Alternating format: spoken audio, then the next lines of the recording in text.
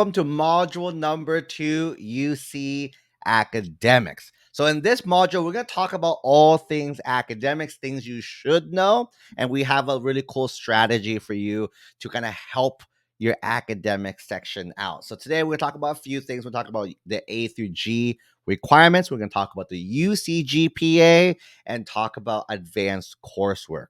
So the first part we want to talk about is the A through G requirements. And again, you guys see, I'm kind of paraphrasing throughout this. If you guys want to go ahead and just read this on your own, you can definitely do that as well. I'm going to paraphrase, give you some extra things that you kind of may or may not get by just reading it exactly. So definitely tune into the video course as well too. But the A through G requirements essentially are 15 years of classes that you take to be eligible to apply for the UC campuses and the Cal State campuses as well. Right. So breaking down the A through G requirements, category A is your history classes. You'll see that each of these sections, each of these letters has a subject and a required amount of years that the student needs to complete. Little heads up, this may be the same things as your high school requirement. They also may not be the same thing as your high school requirement. Keep in mind, these are kind of two separate topics. A lot of them kind of do overlap. Like if you go to a public high school in California, you'll see a lot of these requirements kind of overlap with your high school requirements anyways, which is kind of how it's designed to do. But if you're going to like a private school, a charter school, a non-California school, your requirements might be a little different. So make sure you complete these as well. So going back, category A, history. History is 2 years required. Most students fulfill this by taking like a world history course in 10th grade and taking an 11th grade course in 11th world history 10th, US history in 11th grade, right? Area B is English, 4 years required, which means every year you're in high school, just take an English class and you should be good to go there. Area C is math. This is where it gets kind of fun, right? So math, 3 years required, 4 years recommended. Let's talk about the recommended for a little bit. So you see the required, you just need 3 years. However, some of these subjects will have a recommended amount of years. So if they do, I highly recommend you all do that just because a lot of other students are going to be doing this as well. And especially the more competitive UC campus with competitive competition, they will be doing these extra years as well too. So I do encourage you all too, if it has the recommended, go for the recommended. Treat recommended as required. So math gets a little fun. So the 3 years of math actually starts at algebra 1. So if you already took algebra 1, you technically already got credit for 1 year. Geometry is the year number 2. One thing about the UCs is that geometry has to be a class on its own. You can't skip geometry. For example, you could skip algebra 1, go straight to algebra 2. That's allowable, but there's no class that allows you to skip geometry. And year number 3 is algebra 2. So if you're taking algebra 2, technically you're done with math after this year. However, right, there are classes that you can go further into, and for certain majors, certain careers, we do recommend going past algebra 2 if you can. Okay. Area D is lab science. So 2 years required, 3 years recommended. One of those recommended years. Again, for us, treat that as required. Category E is language other than English. Same here. 2 years are required, 3 years recommended. So for us, aim for that third year. Keep in mind when it says 2 years, it means the second year of a language. For example, let's say you took Spanish 1, then you took Spanish 2. That is the 2 years that you need.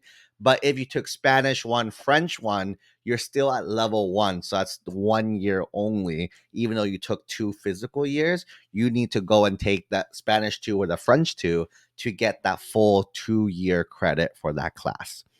Area F is going to be visual performing arts. This 1 year is required. And area G is a college prep elective, 1 year required. This gets a little fun as well too. With the college prep elective, there are a set of classes that can count as elective class. However, if let's go back a little bit, if for area C in math, area D in lab science, area E in language, you took an additional year, that recommended year, that will also count as your area G. So let's say you took biology, chemistry, and physics. That's 3 years of science. 2 years will count for D. That third science will also count for G as well. Okay, so that's the A through G requirements. A few quick notes. One, you notice that if you add up the required years, that's 15 years worth. One little caveat to make sure you have 11 of those years needs to be completed by the end of 11th grade. So if you are not, definitely find a way to squeeze those classes in as well. Okay, we talked about the recommended years there, right? Next part is the UC GPA. And the UC GPA is something special that the UC's created that's kind of different than how most schools kind of calculate their GPAs. So the UC GPA consists of the grades between the summer after ninth grade to the summer after 11. So I made a little diagram you guys can see. So ninth grade, summer after ninth, 10th grade, summer after 10th, 11th grade, summer 11th, and 12th grade. This is typically how most high school students are. So your ninth grade grades will not be part of your UC GPA. Your 12th grade grades will also not be part of your UC GPA as well. However, one note I do want to share, because a lot of people think, hey, because it's not going to be part of my GPA, they don't care. It still matters. Readers will still see your ninth grade grades, your ninth grade classes, your ninth grade performance. They, by the time they read your application, though, they might not see your 12th grade grades yet, but they will see your 12th grade schedule. So that's all still very important for the readers. Okay.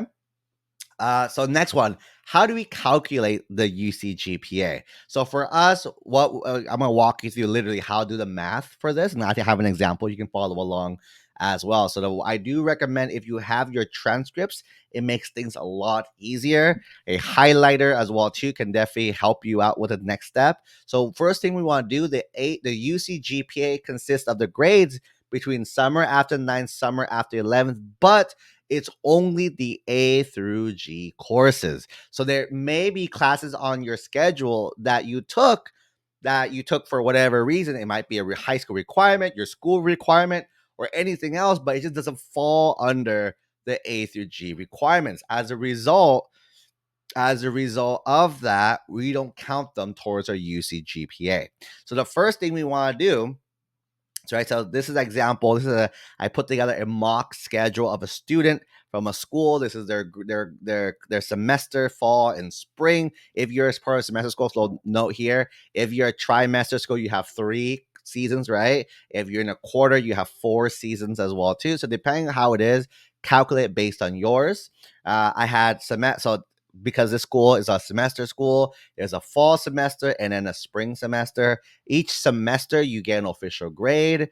Each of these grades fall under one of the A to Gs. This student, again, may have more than these classes, but for the purpose of this example, we only put the examples of the A through G courses on this mock student. And is it an approved honors course? Something to keep in mind is not every honors class is going to be honors approved. I think I go over the how to check in a little bit. We'll talk about that, and if not, I'll talk about that a little bit as well too. So here's our mock schedule. You start seeing what the classes that student took. You'll start seeing there's some honors classes, some honors that don't give honors credit, some honors that do give honors. So this is not the typo. This is literally how it is. You'll see there's a community college class for like dual enrollment. There's AP classes here as well too. So this schedule has this mock schedule has a bunch of different scenarios to help us out, give a good and here's the schedule kind of for 12th grade that's reflected here as well. So I do just keep the notes. So if you guys do want to check if a class is UC gets you the honors points or not, you can go ahead and click on here and it'll come up with a search. You can search up your school and then you'll see that if it has an honors, it will have a star next to it. If it doesn't have an honors points, it won't have a star next to it as well too, right? So above, I show you that it operates on a semester school. So there's 2 grades per year. If you have 3 or 4, there's more grades there. again, classes that weren't A through G approved, I didn't include it in our calculator there. Okay.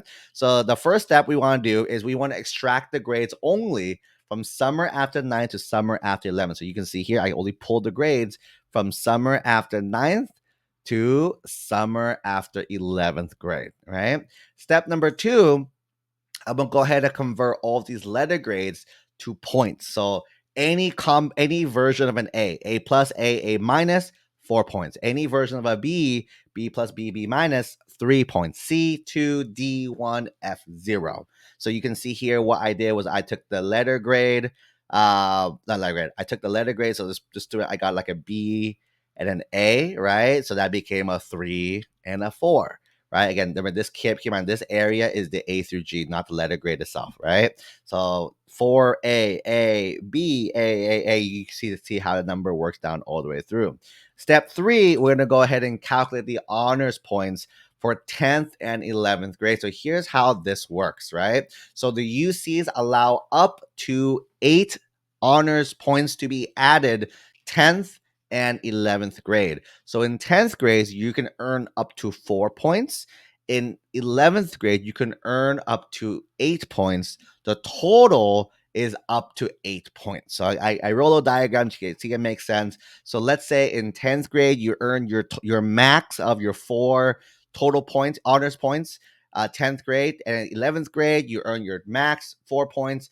The total is 8 points, right? Let's say you only earn 3 honors points sophomore year and you earn 5 points junior year, you earn your 8 points. What if you took 0 honor classes your sophomore year and did all 8 credits junior year? You also still max out. And there's still some other combination you can kind of see we play out here as well too. So if you have more than 4 honors points in 10th grade, everything else is ignored. If you have more than 8 points 10th and 11th grade, everything else is also ignored. And keep in mind, each of these points is per semester. So you'll see that, for example, this honors is AP US History is offered 2 semesters long. So I got 2 honors points for that semester, for that year-long course there. Okay. Special note, if you're dual enrolling, any community college class is only 1 point total, right? You kind of see how I did, right? So I added a 0 on the right side here, right? If it didn't get me honors, if it did give me honors, I add a +1. You can see here, English 10, right? Got me a +1 as well. So that class got me a +2 as well. So you can kind of see it, must do the math that way, right? And then starting 10th grade, we look at how many points do we have. And for us, we had 2 honors points. Then we look at 10th, 11th, how many points did we have there? We had 9 points. However, since we max out at both years, you can say I got 2 my 10th grade year, which means I earned 6 my 11th grade year. Everything else kind of disappears, right? It is not counted at all. So you say 6 approved, aka I am maxed out at the +8 honor points for my honor points. Step 4, you want to add up all the points up. So all these points right here, you're going to add them all up. And when I add them up, I got 86 points total, and I got the maximum of the 8 honors points. When you add both of those together, I have 94 total points.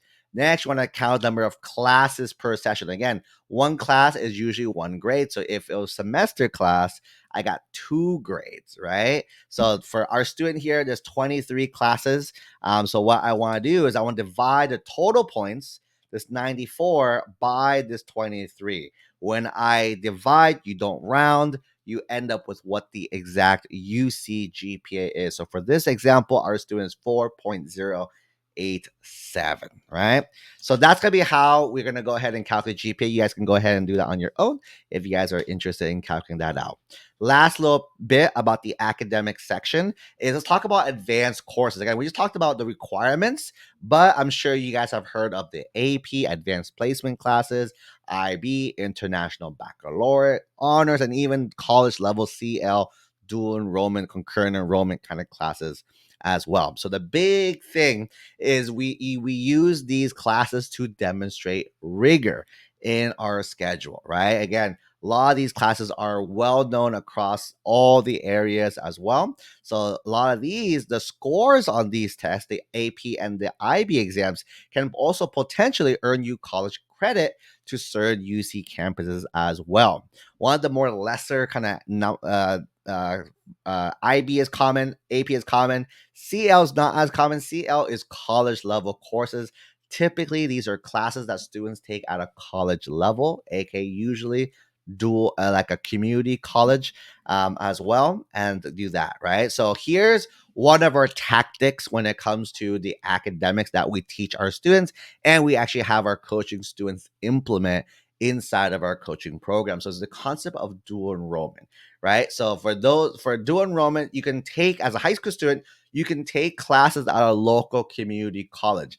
Benefits, there's a lot more class offerings than the high school offerings as well too, right? But keep in mind, not every dual enrollment class is going to be good for the purpose we want to use it for. A lot of high schools offer dual enrollment nowadays as part of their curriculum, but they offer classes that might not play a huge role for you. So what for us, we tell families, don't fall in that trap.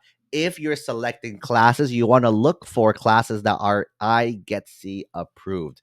IGETC is the Intersegmental General Education Transfer Curriculum. These are a set of classes that are guaranteed to be transferable to the UCs and Cal States and a lot of other privates and public schools as well, right? That's gonna be the big one. Keep in mind, right, is that high schools might say, hey, they won't put this on your high school transcript. For us, that is perfectly okay. We do not need it on our high school transcript because when we are applying in a year, 2 or 3 years, right, or more, right, when we're applying in a few years, they're going to ask for your high school transcript and your college transcripts. Even if your college classes don't show up on the high school transcript, that's perfectly fine because we're still going to send in our college transcripts there. Okay. And that's pretty much it. That kind of wraps up our little section on